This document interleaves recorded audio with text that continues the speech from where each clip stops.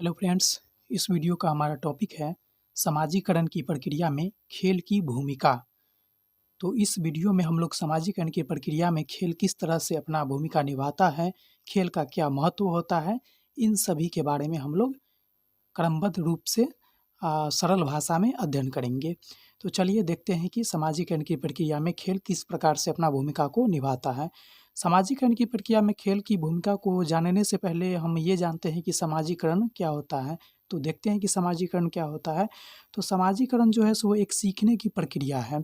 समाजीकरण क्या है कि वह एक सीखने की प्रक्रिया है, जिसमें बालक जो है अपने जीवन संबंधी विभिन्न प्रकार के व्यवहार को सीखता है। जैसे कि उसके जीवन के संबंधी विभिन्न प्रकार के व्यवहार में, जैसे कि परोपकार करना, आत्मनिर्भर बनना, सभ्य सुशील बनना इत्यादि, शिष्टाचार का गुण हुआ, किस तरह से किसके साथ किस तरह की बातें करनी है, कहाँ पे किस ढंग से मतलब क्या करनी है, इन सभी गुणों का जो है, इन सभी चीज़ों को जो है वो बालक समाजीकरण की प्रक्रिया के द्वारा सीखता है। समाजीकरण की प्रक्रिया के माध्यम से जो है बालक अपने संस्कार, मानवीय मूल्यों, नैतिकता इत्यादि को भी सीखता है। समाजीकरण जो है किसी भी बालक का जो है उसका क्या संस्कृति है, उसको क्या करनी है, उसके नैतिकता क्या है, उसके मूल्य क्या है, इन सभी के बारे में जो है समाजीकरण की प्रक्रिया में बालकों को सिखाया जाता है। तो समाजीकरण की प्रक्रिया जो है वो अ, अनेकों प्रकार की होती है, अनेकों चीज़ें हैं जो समाजीकरण की प्रक्रिया में जो है अपना अहम भूमिका निभाती है।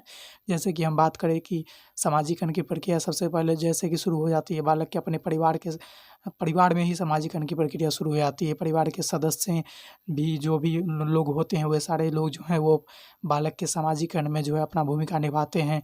बालक अनुकरण करना उसका इस तरह का प्रवृत्ति पाई जाती है बालक में अनुकरण करने की, तो वो जो है सबसे पहले समाजीकरण की प्रक्रिया बालक का कहाँ से प्रारंभ हो जाती है, तो वो परिवार से ही प्रारंभ हो जाती है।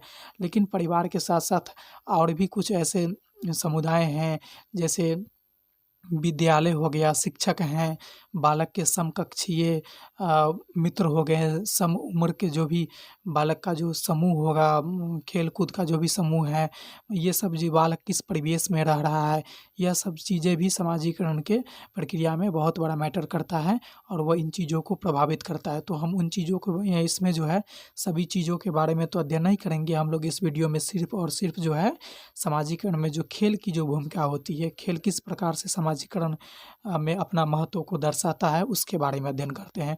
तो चलिए देखते हैं कि समाजीकरण की प्रक्रिया में खेल की भूमिका क्या है। तो सबसे पहला पॉइंट हमारा ये है कि खेल जो है वो आपस में खेला जाता है, मतलब बहुत से बच्चों का समूह होती है, उसमें बालक अपने मिल-जुल के खेलते हैं। तो मिल-जुल कर जब बालक खेलते हैं तो उसमें जो है बालक में एकता का भावना का विकास होता है और एक दूसरे को सहयोग करने की जो प्रवृत्ति पाई जाती है वो यहीं से विकसित होती है। तो हमारा पहला पॉइंट ये है कि खेल जो है वो बालक में मिल-जुल कर खेलते हैं, जिससे कि उनमें खेल के द्वारा बालक में एकता एवं सहयोग की भावना पनपती है, या कह सकते हैं कि एकता एवं सहयोग की भावना का विकास होता है। किसके द्वारा? तो ये खेल के द्वारा। तो इस तरह से हम कह सकते हैं कि खेल, ये पहला पॉइंट से स्पष्ट है कि खेल जो है बालक के समाजीकरण में भूमिका अपना निभाती है। दूसरा है कि नेतृत्व का गुणों का विकास होता है। नेतृत्व कहने का मतलब हुआ लीडरशिप, जिसको अंग्रेजी में बोलते हैं। तो प्रत्येक खेल होता है, जैसे कि हम क्रिकेट की ही बात करें तो उसमें एक कैप्टन होता है, जिसके मतलब दिशा निर्देश पे सभी खिलाड़ी जो है वो अपना खेलते हैं, या जो भी उनका दिशा निर्देश रहता है उन्हीं के अनुसार वो उनको क्या करना है, ये इन चीज़ों का जो है बातों की जानकारी खेल के कैप्टन, मतलब क्रिकेट में जैसे उनके कैप्टन देते हैं, उसी तरह से हर एक खेल का एक नेतृत्व करने वाला बनाया जाता है, लीडरशिप करने वाला कोई ना कोई होता है। तो इसमें क्या है कि बालक को नेतृत्व करने का वहाँ पे मौका मिलता है। अनेकों बालक होते हैं, सभी बालक को बारी-बारी से जो है मौका दिया जाता है कि आप नेतृत्व करें खेल का। तो इससे क्या है कि बालक में नेतृत्व करने की गुण का विकास हो जाता है। अगला पॉइंट है सहनशक्ति का विकास। सहनशक्ति का विकास खेल के माध्यम से कैसे होगा? तो खेल कोई भी होता है उसमें उसका निर्णय 2 निकलेगा, एक तो या तो हार होगी या जीत हो गया। तो हार और जीत ये चीज़ जो है बालक में सहनशक्ति का विकास करती है। सहने की क्षमता को जो भी विकास हो वो उसका हार और जीत जो है ये इस प्रकार के विकास को बालक को के शरीर में, मतलब बालक के अंदर इस तरह की भावना का विकास करते हैं कि ये निश्चित है कि खेल हुई तो एक न एक पक्ष को जो है वहाँ पे हार का सामना करना पड़ेगा और एक पक्ष जो है वहाँ पे जीतेगा। तो हार को कैसे सहेंगे? को वहाँ पे खेल की जो हार को सहने का जो क्षमता विकसित करती है, ये बालक के जीवन में भी अनेक से बहुत सारे ऐसी घटनाएँ होंगे जो अनचाही होगी, जिसको बालक को सहना पड़ेगा। तो वहाँ पर क्या है ना कि ये खेल की ये भावना हार और जीत बालक में सहनशक्ति का विकास करती है, वह सहने की क्षमता को विकास करती है।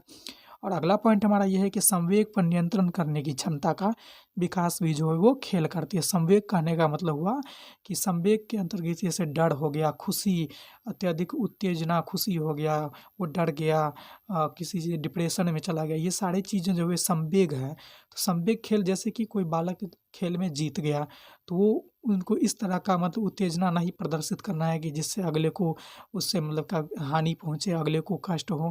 तो ये सब चीज़ों पर संवेग जो नियंत्रण करने का जो क्षमता होती है, वो बालक में एक खेल के द्वारा भी विकसित किया जाता है। और उसमें संवेग जैसे कि डर हो गया कि हम अगले इस बार हार गए, फिर अगली बार जीतेंगे। तो इस तरह का भावना का है ना, वो डर भी तो एक संवेग ही है। तो डिप्रेशन जैसे कि बहुत से सुनते हैं कि मानवीय जीवन में कुछ अगर हासिल ना होता है तो लोग डिप्रेशन में चले जाते हैं और डिप्रेशन का शिकार हो जाते हैं। तो ये सब चीज़ों का जो है बालक खेल के द्वारा उसका रिहर्सल होते रहता है, हार की हो गई, जीत का हो गया। तो इन सब चीज़ों पर वो अपने संवेग पर नियंत्रण करना यहाँ से सीख जाता है। अगला पॉइंट है कि समस्या समाधान करने की प्रवृत्ति। जी हाँ, समस्या समाधान करने की प्रवृत्ति जो भी होती है, वो प्रवृत्तियाँ भी जो है बालक खेल के माध्यम से सीखता है। कि बालक में जैसे कि खेल खेलते हैं तो बालक उसमें कोई भी पक्ष का होगा, वो हमेशा इस चीज़ का प्रयास करते रहेगा कि हमें किसी भी कीमत पे जीतना है। मतलब उसके सामने चुनौती रहेगी, उसके सामने समस्या रहेगी, हमें इस तरह से जीतना है। जैसे क्रिकेट का है, उसमें सब जैसे एक समान जैसे तो नहीं चलेगी, कहीं पे होगी कि हाँ, इतने ज़्यादा रन चाहिए, इतनी कम गेंदें हैं, या फिर इतने कम गेंदें बचे हैं, इतने कम रन बचे हैं, हमको इसको किस तरह से बचाना है। तो ये सारी चीज़ें एक समस्या हुई, तो इसको किस तरह से बालक झेलता है, इसके झेलने की जो है यहाँ पे प्रवृत्ति का विकास ये खेल के माध्यम से हो जाती है। तो ये तो खेल में जो समस्या को झेला, इसी तरह से उसके जीवन में भी तो अनेकों समस्याएँ आती हैं, तो उसको भी किस तरह से वो झेलेंगे, उसका विकास यहीं से हो जाता है। मतलब इस समाजीकरण में जो है समस्या समाधान का विकास होता है। और वो विकास कहाँ से शुरू हो जाती है, तो वो विकास को हम लोग खेल के माध्यम से भी शुरुआत कर सकते हैं। अगला है कि भाषा कौशलों का विकास। भाषा कौशलों का विकास को जो है हम इस प्रकार से समझ सकते हैं, इसको हम शिष्टाचार के माध्यम से देखेंगे यहाँ पे, कि शिष्टाचार के अंतर्गत आता है कि हमें अपने से बड़ों के साथ या फिर अपने सम उम्र जो भी होंगे, उनके साथ किस तरह का व्यवहार करना है, अभद्र भाषा का प्रयोग ना करना है, इस तरह की बातें ना बोलनी है जिससे कि उनको बुरा लग जाए, कटु वचन कोई भी हो उसका प्रयोग नहीं करना है। तो ये खेल के माध्यम से इसका ये खेल जो है एक ऐसा प्लेटफ़ॉर्म है, यहाँ पे इन चीज़ों को अच्छे से सिखाया जाता है। क्योंकि यहाँ पे कभी उत्तेजना होती है, जीत की उत्तेजना, खुशी मिली, कभी हार में, गम में बालक हैं, तो इस समय अपने शब्द से उत्तेजना में कुछ इस ढंग का बातें बोल सकती हैं जो अगले को बुरा लग सकता है, या फिर हार जाएँ तो हार के समय अगले को कुछ इस तरह से बोला जा सकता है जिससे कि बुरा लग जाए। तो ये खेल के माध्यम से यहाँ पे क्या है कि भाषागत मतलब अपने व्यवहार को किस तरह से बदलना है, शिष्टाचार का भी गुण यहाँ पे खेल एक अच्छी तरह से यहाँ पे बालकों में सिखाता है। तो खेल के माध्यम से जो है भाषागत कौशल का विकास हो जाता है, और यह जो है समाजीकरण में अपना एक अहम भूमिका निभाती है। बहुत ही महत्वपूर्ण भूमिका है भाषा का भी समाजीकरण में। समाज के अंदर किस तरह से बालक को किनके साथ किस तरह का बिहेव करना है, किस तरह की वार्तालापें करनी है, ये सब चीज़ें बहुत ज़्यादा मैटर रखती है। तो ये सब चीज़ों का विकास जो है ये खेल के माध्यम से हो जाती है, जो समाजीकरण के लिए बहुत ही ज़रूरी होता है। तो यही 3-4 पॉइंटों को हमने देखा, और जो कि किस प्रकार से समाजीकरण में जो है सो खेल अपना भूमिका निभाती है, और खेल समाजीकरण में क्यों महत्वपूर्ण होती है, इन सभी चीज़ों को हमने पढ़ा यहाँ पे। आई होप कि यह आपको समझ में आ गई होगी अच्छे से। अगर आप इसका जो है नोट्स पढ़ना चाहते हैं हिंदी में, तो आप गूगल पे जाइए, arkyarstudy.net सर्च कीजिए, वहाँ पे वेबसाइट निकल के आएगी, वहाँ पे इस चीज़ों को आप पढ़ सकते हैं। वहाँ पे इसका मैंने अपलोड कर दिया है। वैसे इसका नोट्स का हिंदी में उस वेबसाइट का नोट्स का जो भी लिंक है उसको मैं डिस्क्रिप्शन बॉक्स में भी डाल दिया, आप वहाँ से भी जाके पढ़ सकते हैं। तो चलिए मिलते हैं फिर अगले वीडियो में, एक नए सीटेट का एक नए टॉपिक के साथ मिलेंगे, और फिर वहाँ पे अगले टॉपिक के बारे में चर्चा करेंगे हम लोग। तो तब तक के लिए पढ़ते रहिए, यहाँ पे हमारे यूट्यूब चैनल के वीडियोज़ को देखते रहिए, रिवाइज़ करते रहिए। rkrstudy.net गूगल पे जाइए, वहाँ पे अनेकों पोस्ट अवेलेबल हैं, आप उनको आसानी से पढ़ सकते हैं और ये सरल भाषा में उपलब्ध है, जो समझने में दिक्कत ना हो। अगर आपको समझने में दिक्कत होती है तो अपना फीडबैक दें। वीडियो के कमेंट में जाकर के अपना जहाँ भी समझने में परेशानी हुई या फिर जो भी कुछ, और अगर कुछ आप नया चीज़ कुछ आप जानना चाहते हैं, नया टॉपिक्स पे आपको कुछ वीडियो चाहिए या फिर पोस्ट वगैरह चाहिए, तो आप हमें कमेंट करके एक बार अवश्य बताएँ। हम कोशिश करूँगा कि वो चीज़ें जल्दी से जल्दी आपको प्रोवाइड की जाए। तो चलिए देखते रहिए, फिर मिलते हैं अगले वीडियो में।